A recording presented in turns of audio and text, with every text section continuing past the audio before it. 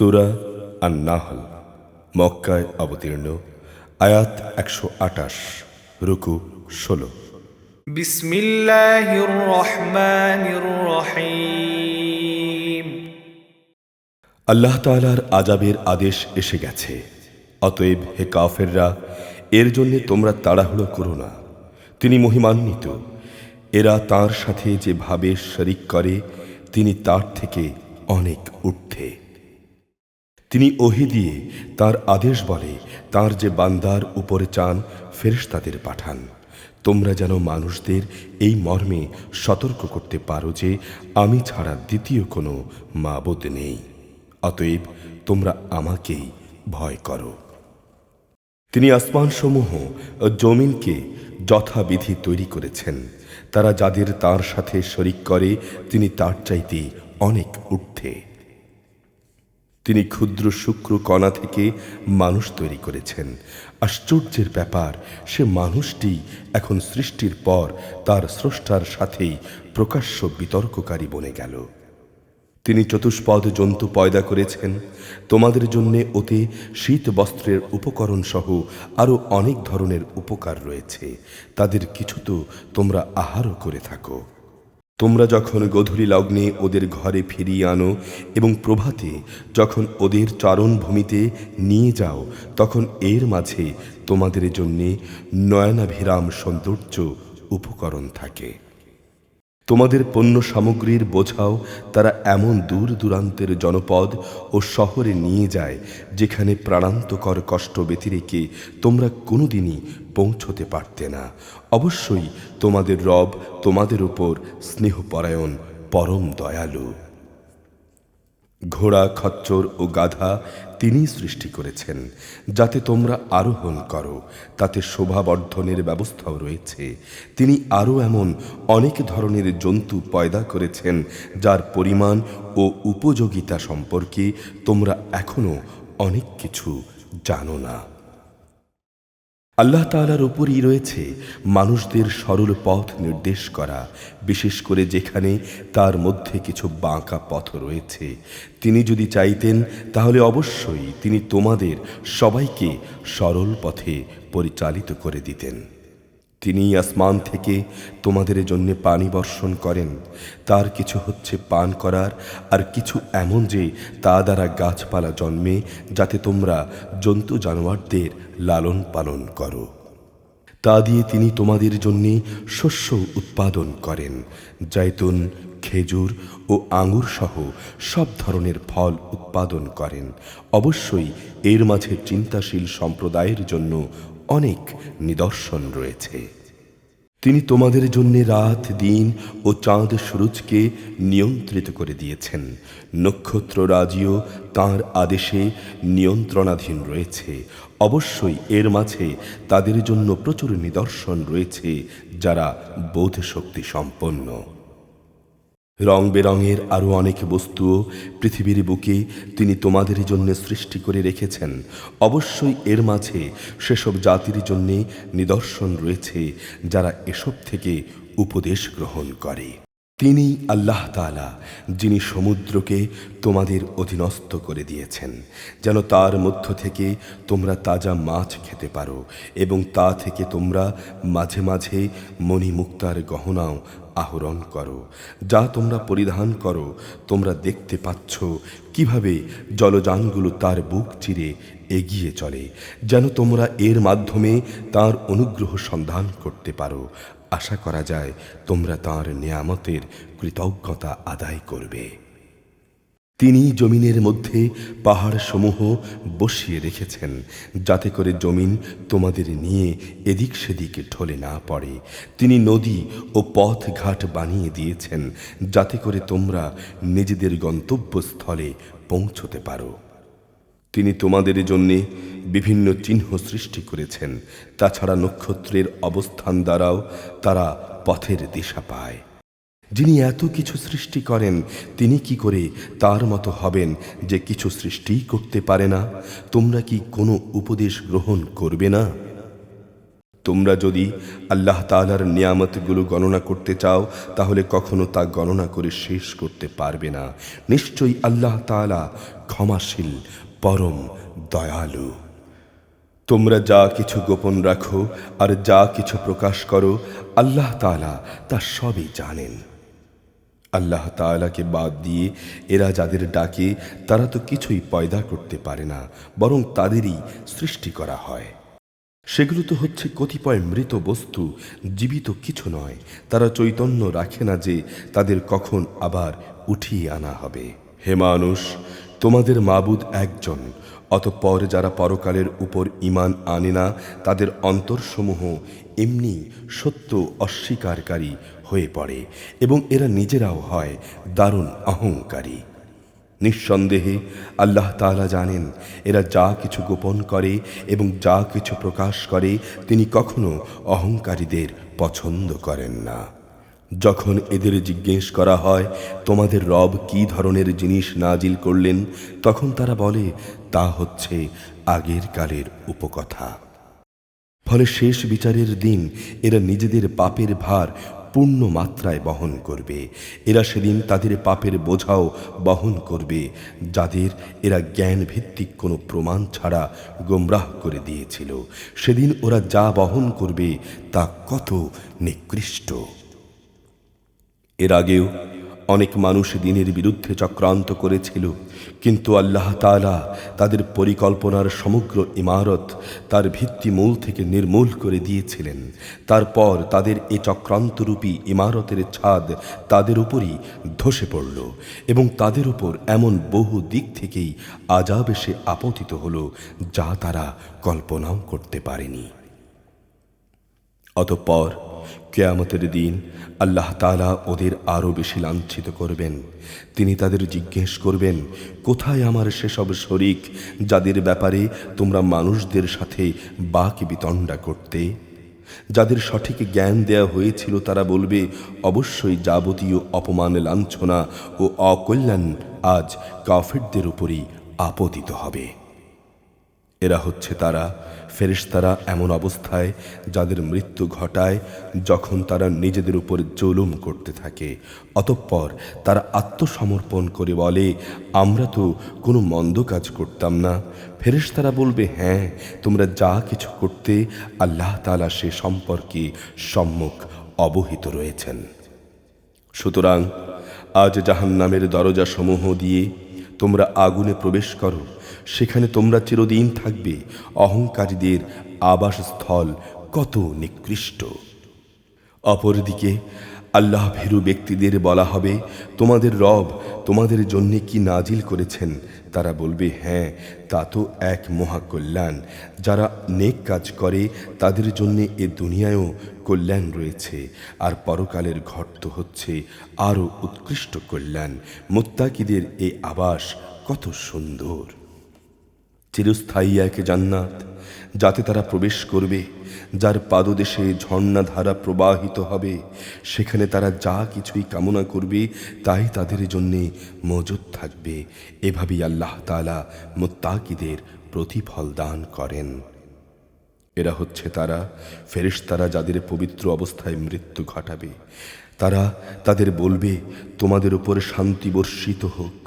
দুনিয়ায় তোমরা যে আমল করতে তারই কারণে আজ তোমরা জান্নাতে প্রবেশ করো। ওরা কি শুধু এই জন্যই অপেক্ষা করছে যে তাদের কাছে ফেরেশতা নাজিল হবে কিংবা তোমার মালিকের পক্ষ থেকে কোনো আযাবের হুকুম আসবে? এদের আগে যারা এসেছিল তারা ঠিক এমনটিই করেছে। এদের উপর আযাব পাঠিয়ে আল্লাহ তাআলা কোনো জুলুম করেননি, বরং তারা নিজেরাই নিজেদের উপর জুলুম করেছে। অতঃপর তাদের উপর তাদের মন্দ কাজের শাস্তি আপতিত হল। একসময় তাই তাদের পরিবেষ্টন করে নিল, যা নিয়ে তারা ঠাট্টা বিদ্রুপ করে বেড়াত। মুশরিকরা বলে, যদি আল্লাহ তাআলা চাইতেন তাহলে আমরা তাঁকে বাদ দিয়ে অন্য কিছুর ইবাদত করতাম না। না আমরা, না আমাদের বাপ দাদারা অন্য কারো ইবাদত করত। আমরা তাঁর অনুমতি ছাড়া কোনো জিনিস হারামও করতাম না। আসলে একই ধরনের কাজ তাদের পূর্ববর্তী লোকেরাও করেছে। রসুলদের উপর আল্লাহর সুস্পষ্ট বাণী পৌঁছে দেয়া ছাড়া কোনো দায়িত্ব কি আছে? আমি অবশ্যই প্রত্যেক জাতির কাছে রসুল পাঠিয়েছি, যাতে করে সে রসুল বলতে পারে যে তোমরা এক আল্লাহ তাআলার ইবাদত করো এবং তার বিরোধী শক্তিসমূহকে বর্জন করো। সে জাতির মধ্যে থেকে অতঃপর আল্লাহ তাআলা কিছু লোককে হেদায়েত দান করেন, আর কতক লোকের উপর গোমরাহি চেপে বসে গেল। অতএব তোমরা আল্লাহর জমিনে পরিভ্রমণ করো, তারপর দেখো যারা রসুলদের মিথ্যা প্রতিপন্ন করেছে তাদের কি ভয়াবহ পরিণাম হয়েছিল। হে নবী, তুমি এদের হেদায়েতের উপর যতই তোমার আগ্রহ দেখাও না কেন, এরা কখনো হেদায়েত পাবে না। কেননা আল্লাহ তাআলা যাকে বিদ্রোহের জন্যে গোমরাহ করে দিয়েছেন তাকে তিনি সৎ পথে পরিচালিত করবেন না, আর এমন লোকদের জন্য কোনো সাহায্যকারীও নেই। এরা আল্লাহ তাআলার নামে কঠিন শপথ করে বলে, যে ব্যক্তির মৃত্যু হয়ে যায় আল্লাহ তাআলা তাকে দ্বিতীয়বার কখনো উঠিয়ে আনবেন না। হে নবী, তুমি বলো, হ্যাঁ অবশ্যই এটা তাঁর সত্য ওয়াদা, কিন্তু অধিকাংশ মানুষই তো তা জানে না। এটা এই জন্যে যে বিষয়ে এরা মতবিরোধ করত, কিয়ামতের দিন তাদের তিনি যেন তা স্পষ্ট করে দিতে পারেন, এবং যারা আজ অস্বীকার করে তারাও যেন এই কথাটা জেনে নিতে পারে যে তারা ছিল মিথ্যাবাদী। আমি যখনই কোনো কিছু ঘটাতে চাই তখন সে বিষয়ে আমার বলা কেবল ওইটুকুই হয়, হও, অতঃপর তা সংঘটিত হয়ে যায়। যারা আল্লাহর পথে হিজরত করেছে, ঈমান আনার কারণে তাদের উপর জুলুম হওয়ার পর আমি অবশ্যই তাদের এই পৃথিবীতে উত্তম আশ্রয় দেব, আর আখিরাতের পুরস্কার তা তো এর থেকে অনেক বড়। কত ভালো হতো যদি তারা এটা জানত। আখিরাতের পুরস্কার তাদের জন্যে যারা বিপদে ধৈর্য ধারণ করে এবং যারা তাদের মালিকের উপর ভরসা করে। হে নবী, আমি তোমার আগেও এই মানুষদের মধ্য থেকেই কিছু ব্যক্তিকে রসুল বানিয়ে প্রেরণ করেছি, যাদের উপর আমি ওহী পাঠিয়েছি। যদি তোমরা না জানো তাহলে কিতাবধারীদের সে কথা জিজ্ঞেস করো। এসব নবীকে আমি সুস্পষ্ট দলিল প্রমাণ ও কিতাব সহকারে পাঠিয়েছি। একইভাবে আজ তোমার কাছেও কিতাব নাজিল করেছি, যাতে করে যা কিছু মানুষদের জন্যে তাদের কাছে পাঠানো হয়েছে তুমি তা তাদের সুস্পষ্টভাবে বোঝাতে পারো। আশা করা যায় তারা চিন্তা ভাবনা করবে। যারা আল্লাহ তাআলা ও তার রসুলের বিরুদ্ধে চক্রান্ত করে তারা কি এই বিষয়ে নিরাপদ হয়ে গেছে যে আল্লাহ তাআলা তাদের ভূগর্ভে ধসিয়ে দেবেন না, কিংবা এমন কোনো দিক থেকে তাদের উপর আযাব এসে আপতিত হবে না যা তারা কখনো চিন্তাও করতে পারে না, কিংবা তাদের তিনি এমন সময় পাকড়াও করবেন যখন তারা স্বাভাবিকভাবে চলাফেরা করতে থাকবে। এরা কখনোই তাকে অক্ষম করে দিতে পারবে না। অথবা তিনি তাদের কিছু দূর চলার অবকাশ দেবেন, অতঃপর পাকড়াও করবেন। অবশ্যই তোমার রব একান্ত স্নেহশীল, পরম দয়ালু। এরা কি আল্লাহ তাআলা যা কিছু সৃষ্টি করেছেন তার প্রতি লক্ষ্য করে না? তার ছায়াও তো আল্লাহর সামনে সেজদাবনত অবস্থায় কখনো ডান দিক থেকে কখনো বাঁ দিক থেকে ঢলে পড়ে। এরা সবাই তার সামনে অক্ষমতা প্রকাশ করে। যা কিছু আছে আসমান সমূহে এবং এই জমিনে যা কিছু বিচরণশীল আছে যত ফেরেশতাকুল, তারা সবাই আল্লাহকে সেজদা করে যাচ্ছে। এদের কেউই আল্লাহর সামনে অহংকার করে না, উপরন্তু তারা ভয় করে তাদের রবকে, যিনি রয়েছেন তাদের অনেক ওপরে। তাদের যা আদেশ করা হয় তা তারা বিনীতভাবে পালন করে।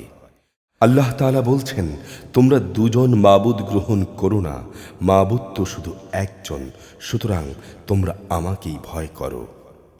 আকাশমণ্ডলী ও জমিনে যা কিছু আছে তা সবই তাঁর জন্যে। জীবন বিধানকে একান্ত তাঁর অনুগত করে দেয়াই কর্তব্য। তোমরা কি আল্লাহ তাআলা ছাড়া অন্য কাউকে ভয় করবে? যা কিছু নিয়ামত তোমাদের কাছে আছে তা তো আল্লাহ তাআলার কাছ থেকেই এসেছে। অতঃপর তোমাদের যদি কোনো দুঃখ দৈন্য স্পর্শ করে তখন তা দূর করার জন্যে তাকেই তোমরা বিনীতভাবে ডাকো। অতঃপর তিনি যখন তা দূরীভূত করে দেন তখন তোমাদেরই একদল লোক তাদের মালিকের সাথে অন্যদের শরীক বানিয়ে দেয়, যাতে করে আমি তাদের যা নেয়ামত দান করেছি তারা তা অস্বীকার করে নিতে পারে। অতঃপর কিছুদিনের জন্য জীবনটা তোমরা উপভোগ করে নাও, অচিরেই তোমরা এর পরিণাম জানতে পারবে। আমি ওদের যা কিছু রেজেক দান করেছি তার একাংশকে ওরা এমন লোকদের জন্য নির্ধারণ করে নেয় যারা জানেও না রেজেকের উৎসমূল কোথায়। আল্লাহ তাআলার শপথ, তোমরা তার সম্পর্কে যে মিথ্যা অপবাদ দিতে সে সম্পর্কে অবশ্যই তোমাদের প্রশ্ন করা হবে। এ মুশরিক ব্যক্তিরা কন্যা সন্তানদের আল্লাহর জন্য নির্ধারণ করে, অথচ তিনি এসব থেকে অনেক পবিত্র। ওরা নিজেদের জন্য তাই কামনা করে যা তারা পছন্দ করে। যখন এদের কাউকে কন্যা জন্ম হওয়ার সুখবর দেয়া হয় তখন দুঃখে ব্যথায় তার মুখ কালো হয়ে যায় এবং সে অসহনীয় মনস্তাপে ক্লিষ্ট হয়। যে বিষয়ে তাকে সুসংবাদ দেয়া হয়েছিল তার মনের কষ্টের কারণে সে তার জাতির লোকদের কাছ থেকে আত্মগোপন করে থাকতে চায়।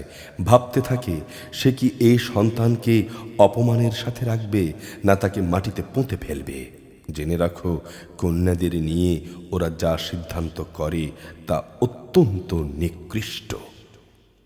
যারা আখিরাতের উপর ঈমান আনে না তাদের জন্য এই ধরনের নিকৃষ্ট পরিণামই অপেক্ষা করছে, আর আল্লাহ তাআলার জন্যেই নির্দিষ্ট রয়েছে যাবতীয় ভালো পরিণাম।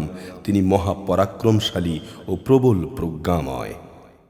আল্লাহ তাআলা মানুষদের তাদের নাফরমানির জন্যে যদি সাথে সাথেই পাকড়াও করতেন তাহলে এ জমিনের বুকে কোনো বিচরণশীল জীবকেই তিনি ছেড়ে দিতেন না, কিন্তু তিনি তাদের এক বিশেষ সময়সীমা পর্যন্ত অবকাশ দেন। অতঃপর যখন অবকাশের সে সময় তাদের সামনে এসে হাজির হয় তখন তারা যেমন মুহূর্তকালও বিলম্ব করতে পারে না, তেমনি তাকে তারা একটুখানি এগিয়েও আনতে পারে না।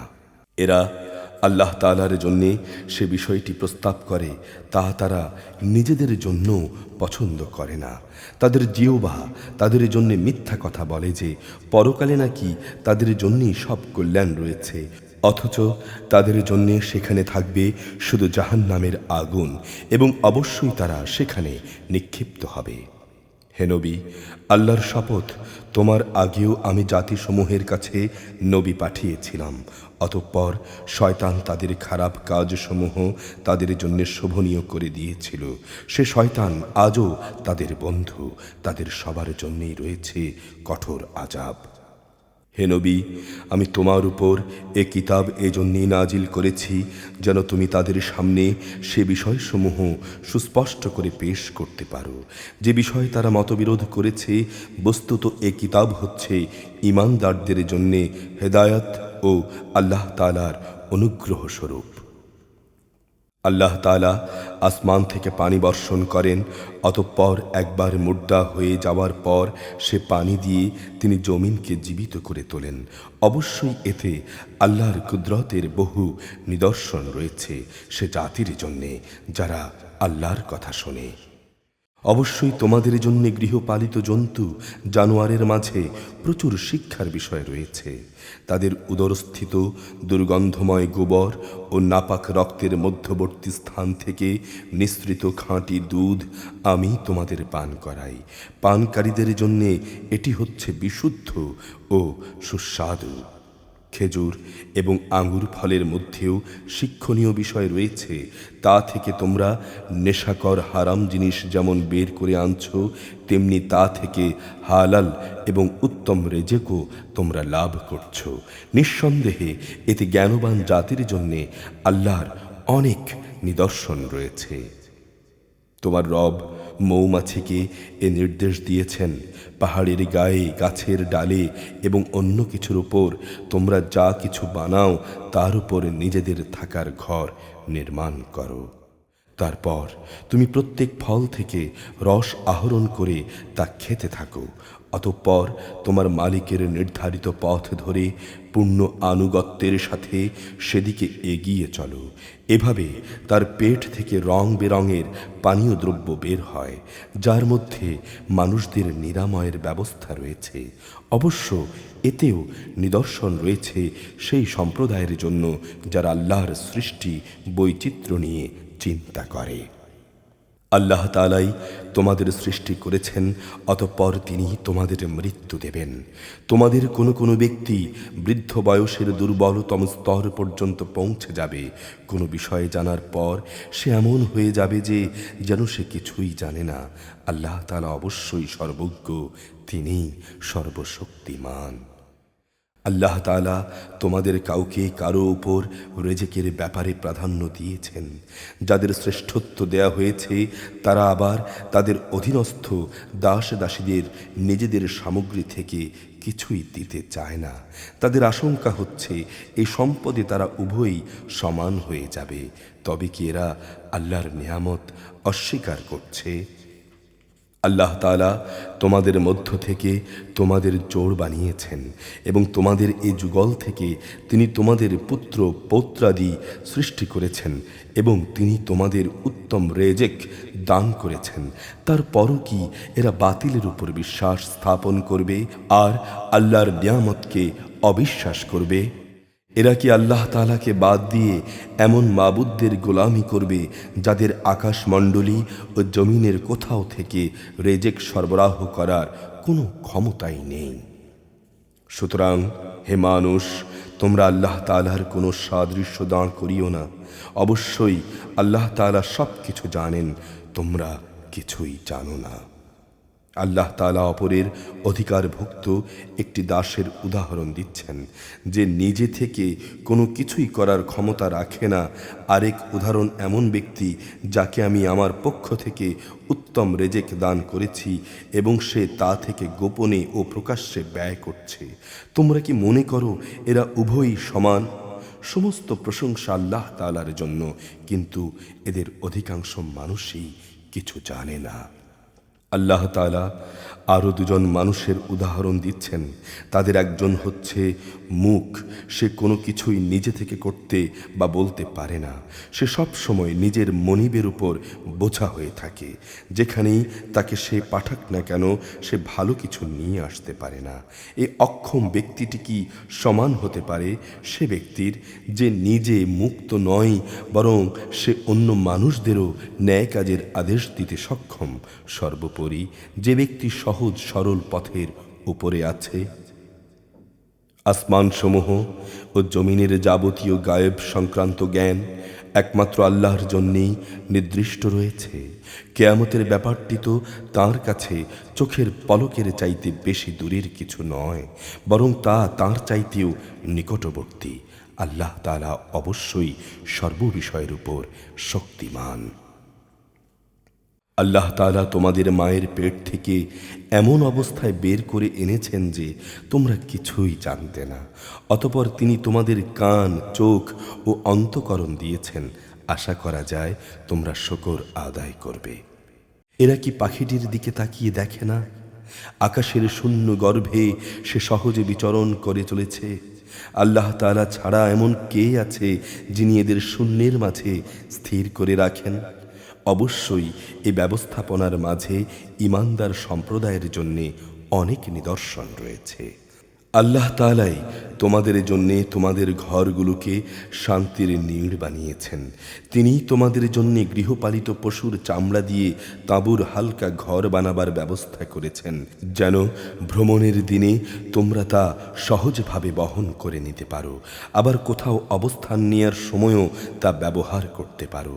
ওদের পশম, ওদের লোম, ওদের কেশ থেকে তিনি একটি নির্দিষ্ট মেয়াদের জন্য তোমাদের অনেক ব্যবহার উপযোগী সামগ্রী বানাবার ব্যবস্থাও করে দিয়েছেন। আল্লাহ তাআলা যা কিছু সৃষ্টি করেছেন তা থেকে তিনি তোমাদের জন্য ছায়ার ব্যবস্থা করে দিয়েছেন। তিনি তোমাদের জন্য পাহাড়ের মাঝে আশ্রয়ের ব্যবস্থা করেছেন। তিনি আরও ব্যবস্থা করেছেন তোমাদের জন্য পরিধেয় বস্ত্রের, যা তোমাদের প্রচণ্ড তাপ থেকে রক্ষা করে। তিনি ব্যবস্থা করেছেন এমন পরিধেয় সমূহের যা তোমাদেরকে তোমাদের সমস্যা সংকট থেকে বাঁচিয়ে রাখে। এভাবেই তিনি তোমাদের উপর তার নিয়ামত সমূহ পূর্ণ করে দেন।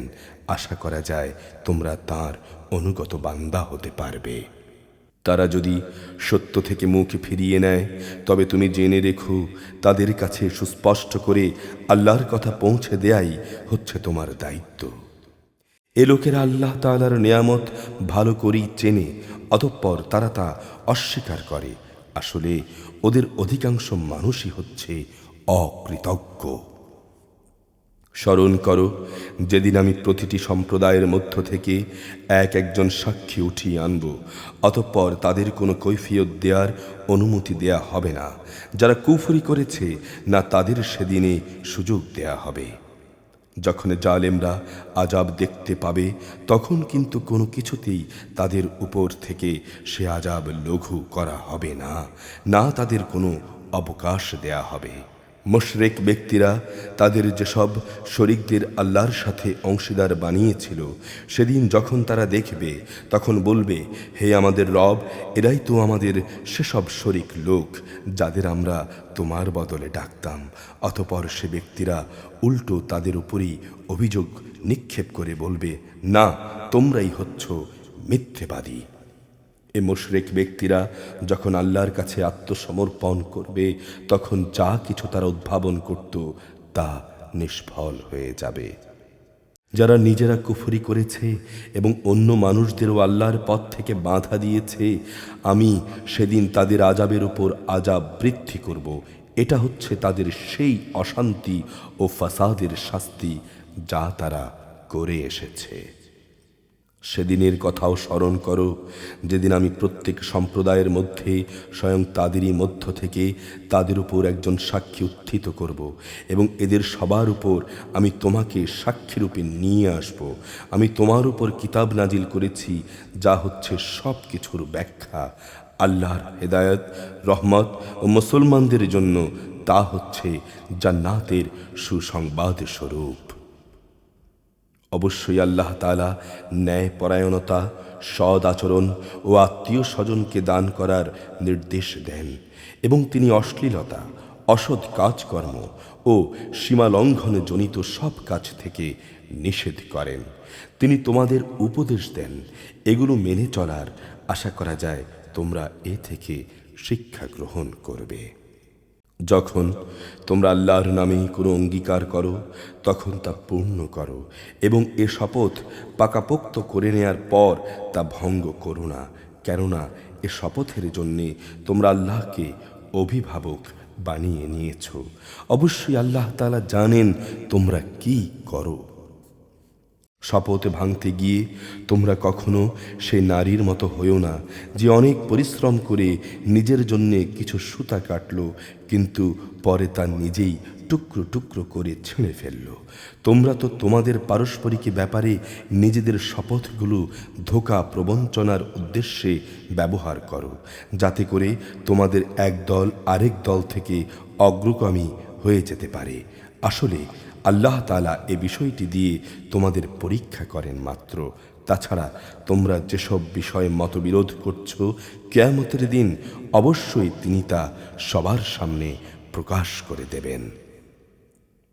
আল্লাহ তাআলা যদি চাইতেন তাহলে তিনি তোমাদের সবাইকে এক জাতি বানিয়ে দিতে পারতেন। তিনি যাকে ইচ্ছা তাকে বিভ্রান্ত করেন, যাকে ইচ্ছা তাকে সৎ পথে পরিচালিত করেন। দুনিয়ায় তোমরা কি করতে সে সম্পর্কে অবশ্যই কিয়ামতের দিন তোমাদের প্রশ্ন করা হবে। তোমরা তোমাদের শপথগুলোকে পরস্পরকে প্রবঞ্চনা করার উদ্দেশ্যে গ্রহণ করো না, নতুবা সত্যের উপর মানুষের পা একবার স্থির হওয়ার পর পুনরায় পিছলে পড়ে যাবে এবং আল্লাহর পথ থেকে মানুষদের বাধা দেওয়ার কারণে এ দুনিয়ায়ও তোমাদের শাস্তির স্বাদ গ্রহণ করতে হবে, আর আখিরাতেও তোমাদের জন্যে থাকবে কঠোর আযাব। তোমরা আল্লাহর নামে করা অঙ্গীকারকে দুনিয়ার সামান্য মূল্যের বিনিময়ে বিক্রি করে দিও না। আল্লাহর কাছে যে পুরস্কার আছে তোমাদের জন্যে তা অনেক উত্তম, যদি তোমরা জানতে। যা কিছু সম্পদ তোমাদের কাছে আছে তা একদিন নিঃশেষ হয়ে যাবে, অপরদিকে আল্লাহর কাছে এর যা বিনিময় আছে তা হামেশাই বাকি থাকবে। সে আশায় যারা ধৈর্য ধারণ করেছে, নিশ্চয়ই তিনি তাদের সেসব কর্মের শ্রেষ্ঠ পুরস্কার দেবেন। পুরুষ কিংবা নারীর মধ্যে যে ব্যক্তি কোনো নেক কাজ করবে এমতাবস্থায় যে সে হবে একজন যথার্থ মোমেন, তাহলে অবশ্যই তাকে আমি দুনিয়ার বুকে পবিত্র জীবন যাপন করাবো এবং আখিরাতের জীবনেও আমি তাদের দুনিয়ার জীবনের কার্যক্রমের অবশ্যই উত্তম বিনিময় দান করব। তোমরা যখন কোরআন পড়তে শুরু করবে তখন বিতাড়িত শয়তানের ওয়াসওয়াসা থেকে আল্লাহর কাছে আশ্রয় চাও।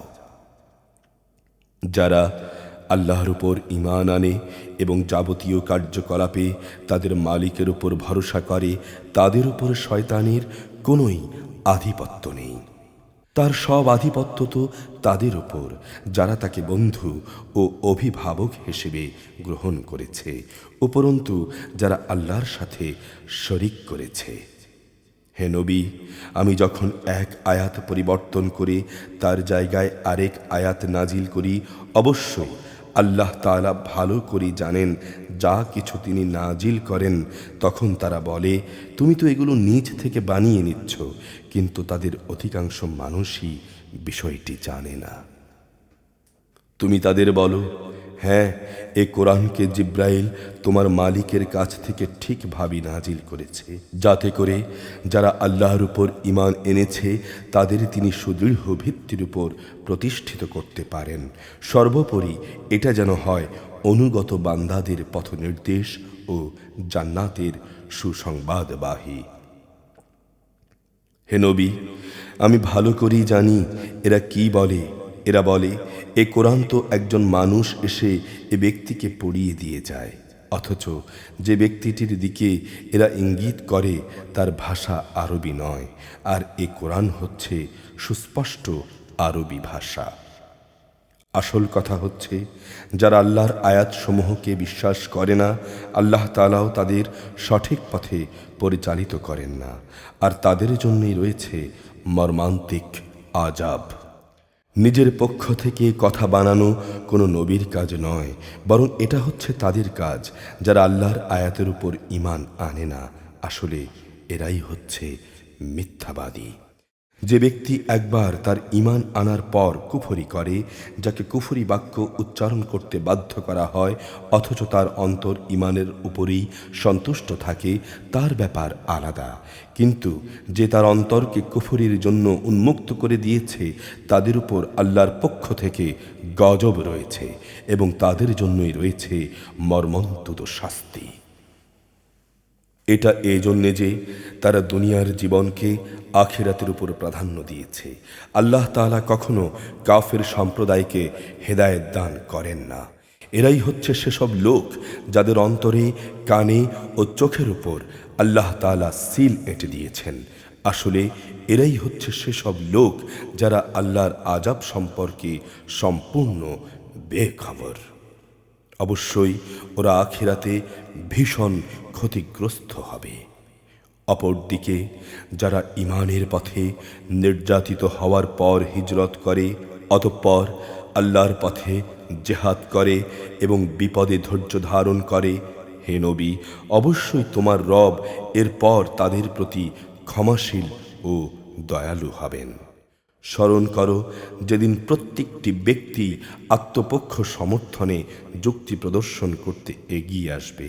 সেদিন প্রত্যেক ব্যক্তিকেই কানা কড়ি হিসেব করে তার কৃতকর্মের প্রতি ফল আদায় করে দেয়া হবে এবং তাদের কারো উপর কোনো রকম অবিচার করা হবে না। আল্লাহ তাআলা এমন একটি জনপদের উদাহরণ তোমাদের সামনে উপস্থাপন করেছেন যা ছিল নিরাপদ ও নিশ্চিন্ত। সেখানে সর্বদিক থেকেই তাদের কাছে প্রচুর পরিমাণ রেজেক আসত। অতঃপর তারা আল্লাহর নেয়ামত অস্বীকার করল। তারা আল্লাহর সাথে যে আচরণ করত তার শাস্তি হিসেবে আল্লাহ তাআলা তাদের ক্ষুধা ও ভীতির পোশাক পরিয়ে শাস্তি দিলেন। অবশ্যই তাদের কাছে তাদের মধ্য থেকে একজন রসূল এসেছিল, অতঃপর তারা তাকে অস্বীকার করল। পরিশেষে আল্লাহর আযাব তাদের পাকড়াও করল, এমন অবস্থায় যখন তারা ছিল জালেম। আল্লাহ তাআলা তোমাদের জন্য যা কিছু হালাল পবিত্র রেজেক দিয়েছেন তোমরা তা খাও। তোমরা আল্লাহ তাআলার নেয়ামতের কৃতজ্ঞতা জ্ঞাপন করো যদি তোমরা একান্তভাবে তারই গোলামি করো। তিনি তো তোমাদের উপরে শুধু মৃত জন্তু, রক্ত এবং শুয়োরের গোশতই হারাম করেছেন। আরও হারাম করেছেন এমন জানোয়ার যার উপর জবাই করার সময় আল্লাহ তাআলা ছাড়া অন্য কারো নাম নেওয়া হয়েছে। কিন্তু যদি কাউকে এর কোনো একটার জন্য বাধ্য করা হয়, সে যদি বিদ্রোহী কিংবা সীমা লঙ্ঘনকারী না হয়, তাহলে সে যেন জেনে রাখে আল্লাহ তাআলা ক্ষমাশীল ও পরম দয়ালু। তোমাদের জিহ্বা আল্লাহ তাআলার উপর মিথ্যা আরোপ করে বলে, কখনো এ কথা বলো না যে এটা হালাল ও এটা হারাম। জেনে রেখো, অবশ্যই যারা আল্লাহর উপর মিথ্যা আরোপ করে তারা কখনোই সাফল্য লাভ করতে পারবে না। এটা ছিল পার্থিব জীবনের সামান্য কিছু সামগ্রী মাত্র। পরকালে তাদের জন্য রয়েছে কঠোর আযাব। হে নবী, ইহুদিদের উপর আমি সেসব কিছু হারাম করেছি যা ইতিপূর্বে আমি তোমার কাছে বর্ণনা করেছি। এগুলো হারাম করে আমি তাদের উপর কোনো অবিচার করিনি, বরং আমার আদেশ না মেনে তারা নিজেরাই নিজেদের উপর অবিচার করেছে।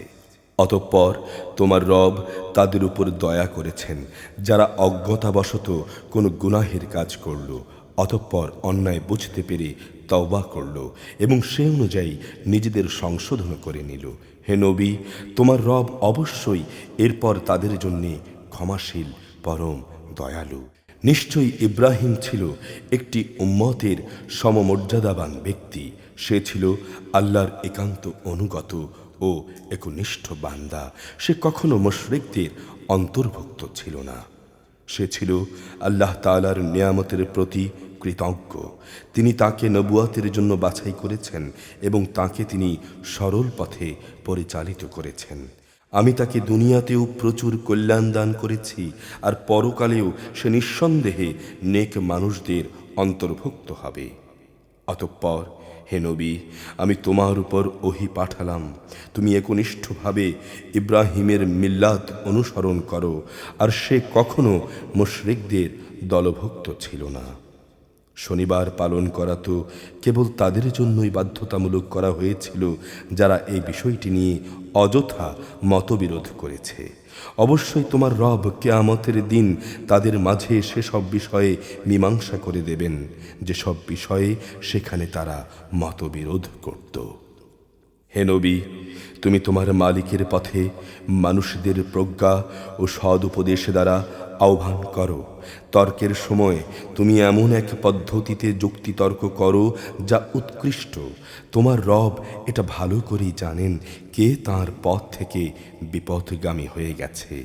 আবার যে ব্যক্তি হেদায়েতের পথে রয়েছে তিনি তার সম্পর্কেও সবিশেষ অবহিত রয়েছেন। যদি তোমাদের কখনো কারো উপর কঠোরতা আরোপ করতেই হয়, তাহলে ঠিক ততটুকু কঠোরতাই অবলম্বন করো যতটুকু তোমাদের সাথে করা হয়েছে। অবশ্য যদি তোমরা ধৈর্য ধারণ করো তাহলে ধৈর্যশীলদের জন্যে তাই হচ্ছে উত্তম। হে নবী, তুমি ধৈর্য ধারণ করো। তোমার ধৈর্য ধারণ আল্লাহ তাআলার সাহায্য ছাড়া সম্ভব হবে না।